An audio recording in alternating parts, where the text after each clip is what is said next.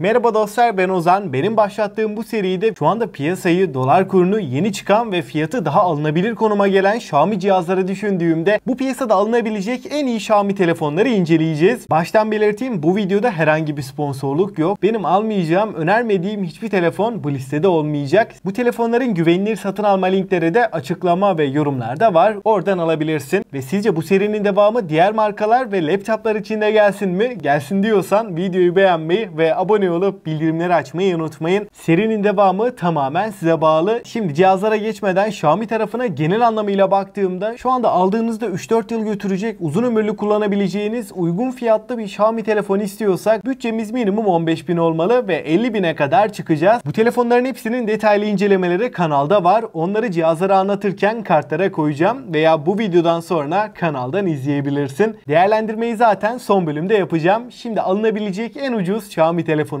başlayalım. Burada yeni çıkan ve fiyat performans olarak iddialı Poco X7'yi görüyoruz. Kutudan aynen X7 Pro'da olduğu gibi silikon siyah bir kılıf, 45 wattlık hızlı şarj adaptörü, Type-C şarj kablosu kutudan çıkıyor. Poco X7'ye baktığımızda diğer cihazlara benzemeyen özgün bir tasarımın kullanıldığını söyleyebilirim. Çerçeveler plastik, orta segment bir cihaz olduğu için malzeme kalitesini ben burada çok eksi olarak sayamayacağım. Ekran tarafında bu fiyat bandının en iyi telefonu desem kesinlikle yanlış olmaz. 6.67 inç AMOLED Full HD Plus 446 ppi piksel yoğunluğuna sahip. 120 Hz tazelemenin yanında Dolby Vision, HDR10 Plus ve DCI-P3 renk uzayının %100'ünü kapsıyor. Baktığımda ekranda renkler, canlılık ve kontrast oranı oldukça dengeli diyebilirim. Bu telefonu içerik tüketmek, dizi film izlemek için alacaksanız da gayet mantıklı bir tercih diyebilirim. Panel kalitesi üst seviye, desteklediği teknolojilerde amiral gemisi düzeyinde. Donanımda yeni nesil bir işlemci 4 nanometre MediaTek 7300'ü görüyoruz. Bu işlemciye 8 GB RAM, 256 GB depolama eşlik ediyor ve UFS 2.2 depolama biçimiyle geldiğini söyleyeyim. Antutu'da 650.000 puanları görebiliyoruz. Kamera tarafında X7 Pro ile aynı kameraları görüyoruz. Ana kameramız 50 megapiksel, f1.5 ve OIS desteğine sahip. Sony'nin IMX882 sensörü burada da kullanılmış. Bu sensör 6 elementli lense gelirken 8 megapiksel ultra geniş 2 megapiksellik makro kameramız da var. Ön tarafta da 20 megapiksel Full HD 30 FPS çekebilen bir kamerayı görüyoruz. 5100 mAh batarya ve 45 Watt hızlı şarj desteğini görüyoruz. Kutu içeriğinden bu adaptör çıkıyor. Yazılımda Android 14 ve HyperOS 2.0'ı görüyoruz. Stereo hoparlörler var ve Dolby Atmos desteğine sahip. Suya ve toza karşı da IP68 sertifikasıyla 1,5 metre suya 30 dakika boyunca dayanabiliyor. İkinci sırada 20.006 hala favorilerimden Poco X6 Pro'yu görüyoruz. Özellikle işlemci ve ekran kalitesiyle çok ciddi şekilde ayrışıyor.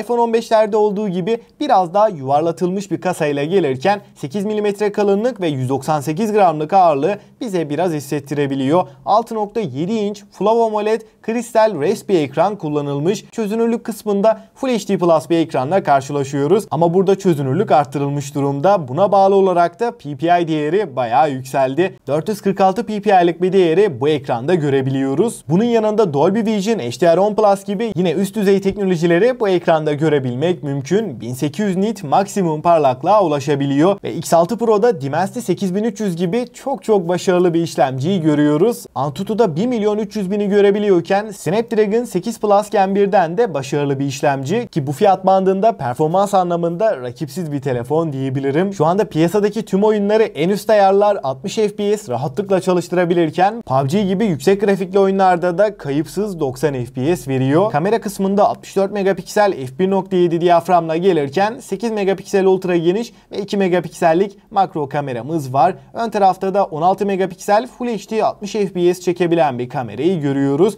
4K 30 FPS'te de videolarda hem IS hem de OIS'i aynı anda kullanabilmesiyle titreşimleri çok iyi bir şekilde engelliyor. Orta segment bir cihaza oranla video performansı başarılı. 5000 mAh batarya ve 67 Watt hızlı şarj desteğiyle geliyor. Kutu içeriğinden bu adaptörün çıktığını da söyleyeyim. HyperOS ile beraber arayüzde menüde adeta yağ gibi akıyor. Oldukça akıcı ve tepkisel bir şekilde çalışıyor. Burada yine stereo Dolby Atmos destekli hoparlörleri görüyoruz. Kablosuz bağlantılarda da Wi-Fi 6, Bluetooth 5.4 4, 5G ve NFC desteğini görürken ekran altı parmak izi okuyucuyla da birlikte geliyor. 3. sırada kamera, performans ve batarya dengesiyle açıkçası amiral gemisi cihazları da aratmayacak seviyede Poco X7 Pro'yu görüyoruz. Açıkçası tasarım olarak baktığımda önceki Poco'nun X serisi modellerinden daha sade, daha şık bir telefonla karşılaşıyoruz. Buradaki tasarım biraz iPhone 16'ya da benziyor. 6.67 inç AMOLED Full HD Plus çözünürlüğün yanında 446 ppi piksel yoğunluğuna sahip. Tabii ki 120 Hz tazeleme, Dolby Vision, HDR10 Plus gibi en üst düzey teknolojiler bu ekranda var ve 12 bit renk derinliği DCI-P3 renk uzayının %100'ünü kapsamasıyla ekranda renkler, canlılık ve kontrast oranı muazzam bir seviyede diyebilirim. Ekran deneyimi anlamında sanki bir orta segment değil de üst segment hissiyatı veriyor. 3200 nit maksimum parlaklıkla ne dışarıda güneşli ortamlarda ne de kapalı ama yoğun ışıklı ortamlarda bile ekranı görmekte hiçbir şekilde zorluk yaşamıyoruz. MediaTek Dimensity 8400'ü görüyoruz. MediaTek'i duyduktan sonra videoyu kapatmayın. Çünkü bu işlemci hem performans hem de verimlilik tarafında kusursuz. 8 ve 12 GB olarak iki farklı RAM, LPDDR5X en güncel en performanslı RAM'lerle beraber geliyor. 256 ve 512 olarak iki farklı depolamada var. Antutu'da da bu işlemci 1,5 milyonu görüyor. Bu işlemciyle beraber oyun tarafında Genshin Impact gibi sistemi en çok zorlayan oyunlarda en düşük ayarlar 120 FPS, en yüksek ayarlarda da 60 FPS'i rahat rahat alabiliyoruz. Ana kameramız 50 megapiksel f1.5 ve Sony'nin IMX882 sensörü burada kullanılmış. Fotoğraf çekim kalitesi olarak ana kamera ışığı doğru bir şekilde aldığınızda ışık yeterli ise gayet iyi sonuçlar veriyor. Kontrast oranı ve doygunluk iyi seviyede, renklerde abartıya kaçmıyor. Fotoğrafların detaylarında da çok fazla kayıp yaşamıyoruz. Ama ultra geniş açıdan çok bir şey beklemeyin. Günü kurtaracak seviyede. Fotoğraf kalitesi olarak orta segment bir cihaza oranla ana kamera başarılı, ultra geniş açı vasat diyebilirim. Fakat video tarafında geliştirmeler var. Nihayet 4K 60 FPS desteği geldi. 6000 mAh batarya ve 90 Watt hızlı şarjla birlikte geliyor. Sıfırdan 100'e de ortalama 45 dakikada tam olarak doldurabiliyoruz. Yazılımda da Android 15 ve HyperOS 2.0 ile gelirken 3 yıl Android, 4 yılda güvenlik güncellemelerini alacak. Hoparlör kısmında stereo hoparlörleri görüyoruz. Suya ve toza karşı da IP68 sertifikasıyla 1,5 metre suya 30 dakika boyunca dayanabiliyor.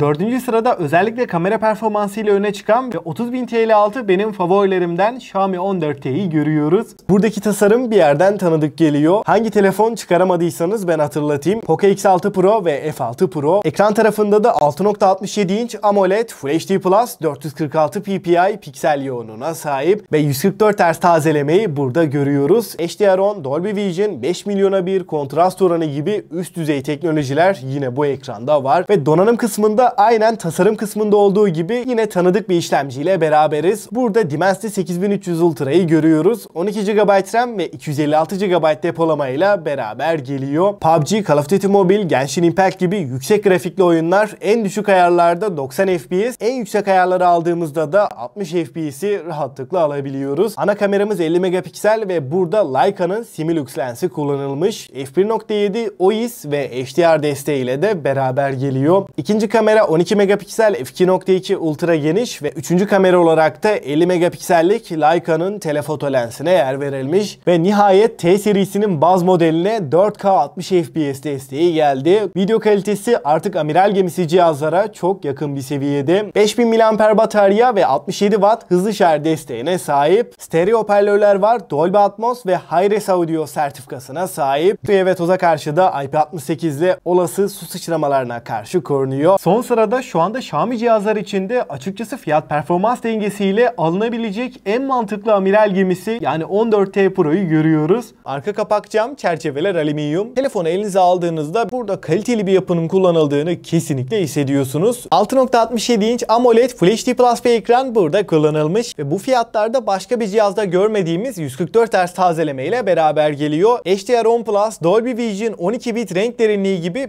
bir ekranda görebileceğimiz en üst düzey teknolojiler 14T Pro ile beraber geliyor. Parlaklık konusunda da 4000 nit maksimum parlaklığa ulaşabiliyor. Bu parlaklıkla ne dışarıda aydınlık ortamlarda ne de yoğun stüdyo ışığı altında bile ekranı görmekte hiçbir şekilde zorluk yaşamıyoruz. Parlaklık gayet yeterli. Ekrandaki renkler, canlılık, kontrast oranı yönünde de kusursuz seviyede diyebilirim. Bu ekranda bir şeyler izlemek, içerik tüketmek, günlük kullanımda arayüzde, menüde gezmek oldukça keyifli. Burada MediaTek'in en üst seviye işlemcisini Dimensity 9300 Plus'ı görüyoruz. 12 GB RAM, 256 GB depolama ile beraber geliyor. Hafıza kartı desteğimiz yok. Sonradan bir yükseltme yapamayacağız. Genshin Impact gibi sistemi en çok zorlayan oyunlarda bile en yüksek ayarlar 60 FPS alabiliyoruz. PUBG, Call of Duty Mobile gibi oyunlarda da düşük grafikler 120 FPS'i rahat rahat verebiliyor. Ana kameramız 50 megapiksel, f1.8 ve OIS desteğine sahip. Burada OmniVision OVX 9000 sensörü kullanılmış. Bu sensörün aynısını Xiaomi 14'te de görmüştük. İkinci kamera 12 megapiksel ultra geniş. Üçüncü kamera olarak da 50 megapiksel f2.0 telefoto lense yer verilmiş. Ön tarafta da 32 megapiksel 4K 60 FPS çekebilen bir kameramız var. Fotoğraf çekim kalitesi olarak özellikle ana kamerayla renkler, canlılık ve kontrast oranı yönünde gayet iyi işler çıkartıyor. Işık yeterli olduğunda açıkçası ultra cihazları da aratmayacak seviyede. 5000 mAh batarya 120 Watt hızlı şarja beraber geliyor. Kutu içeriğinden bu adaptörün çıktığını söyleyeyim. Arayüzde, menüde, uygulama geçişlerinde herhangi bir çökme, donma sorunu yaşatmıyor. Yazılım deneyimi anlamında da gerçekten bir amiral gemisi kullandığını hissediyorsun. Hoparlör tarafında da stereo hoparlörleri görüyoruz. Tabii ki Dolby Atmos desteğine sahip. Suya ve toza karşı da IP68 sertifikasıyla 1,5 metre suya 30 dakika boyunca dayanabiliyor. Dostlar, şimdi en önemli kısım değerlendirmeye geçelim. Eğer bütçem çok yüksek değil ve benim için birinci odak batarya performansı, kamera ve ekran kalitesi ise Poco X7 şu anki fiyatlarıyla çok mantıklı. Dimensity 7300'de hem günlük kullanım hem de oyunlarda batarya performansı X6 Pro'dan önde. Benim bütçem 20.000'in altında. Birinci odağım performans ve ekran kalitesi ise Poco X6 Pro şu anda 12 GB RAM, 512 GB depolamayla 18.000 bandında hala performans ve ekran kalitesinde açık ara en iyisi. 20-25.000 bandında da performans olarak alabileceğim en iyi telefonu istiyorum. Ekran kalitesi bataryasıyla da amiral gemisini aratmasın diyorsan X7 Pro oldukça mantıklı ve kamera performansı olarak da şu ana kadar Poco'nun ilk serisindeki en sağlam telefon diyebilirim. Bütçem 25-30 bin bandında ve benim birinci odam kamera ise bu noktada Xiaomi 14'te hem video hem de fotoğraf performansı olarak bu fiyatlarda alabileceğiniz en iyi iki telefondan biri. Ama bataryadan malzeme kalitesine, tasarım hariç her yönüyle bir amiral gemisi istiyorsam Xiaomi 14T Pro şu anda Xiaomi tarafında alınabilecek en mantıklı telefon diyebilirim. MediaTek Dimensity 9300 Plus, Xiaomi 14 ile aynı ana kamera, Leica lensler, 120 Watt hızlı şarjıyla 40.000 bandında en sağlam telefonlardan biri. Açıkçası listeye de genel anlamıyla baktığımda bu piyasada alınabilecek en iyi Xiaomi telefonlar bunlardı. Listede neden Xiaomi 14 veya 14 Ultra yok diye düşünebilirsiniz. Açıkçası ikisinin de fiyatları çok yükseldi. Geçtiğimiz sene çıkan Xiaomi 14 şu anda neredeyse iPhone 16 fiyatlarında. Aynen 14 Ultra'da şu an 85.000 bandında geziyor. Bu piyasada 8 Gen üçlü bir cihaza bu fiyatları vermek hiç mantıklı değil. O yüzden garantili olarak bir Xiaomi telefon alacaksanız bence bu liste dışında başka bir Xiaomi'ye bakmayın. Evet, bunların dışında da pek çok Xiaomi cihaz var. Fakat fiyatını gerçekten hak eden ve aldığınızda uzun ömürlü götürecek en mantıklı Xiaomi telefonlar bunlardı. Bu telefonların güvenilir satın alma linkleri de açıklama ve yorumlarda var. Oradan rahatlıkla alabilirsin. Bu serinin devamı için de videoyu beğenmeyi ve abone olup bildirimleri açmayı unutmayın. Destekleriniz benim için çok önemli. Aklına takılan, sormak istediğim bir şey olursa da mutlaka yorumlarda bekliyorum. Elimden geldiğince yanıtlamaya çalışırım. Ben Ozan. Sonraki videoya kadar kendinize çok iyi bakın. Hoşça kalın.